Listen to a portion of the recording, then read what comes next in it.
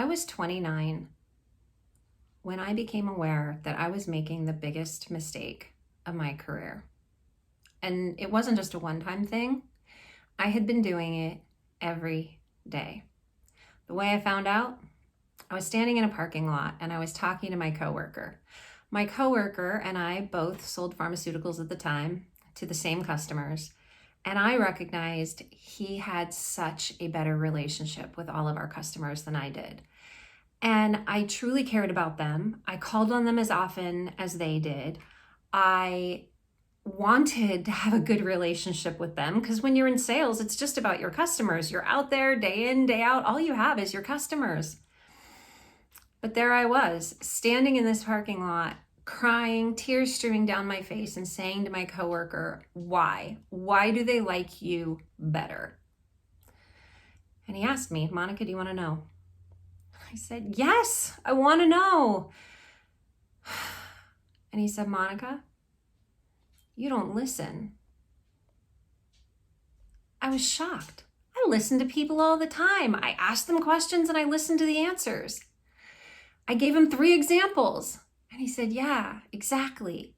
And then as soon as you respond by trying to tell them something about how you understand about that thing, or you've experienced that same thing, or you have been to that same place too. You're making it about you. And I stopped and I had this moment. And I realized that I had been doing it all wrong. I wasn't listening. I wasn't getting them to talk more. And since that day, every time I talk to someone, I ask them about them. What have they done this weekend? What project are they working on at work? How are things going? And then I listen. And when I find something that I have in common with them, I use it to inform me about a question that I could ask them. If I've been to a place that they've been, then I'll say, hey, what was your favorite place when you were there? Or what was your favorite thing to do when you were there? And I might recall things, but I don't tell them about my experience about when I was there. I get them reliving their experience, and I have been amazed. You know, I wouldn't have been amazed if I had been part of a Dale Carnegie course earlier in my life.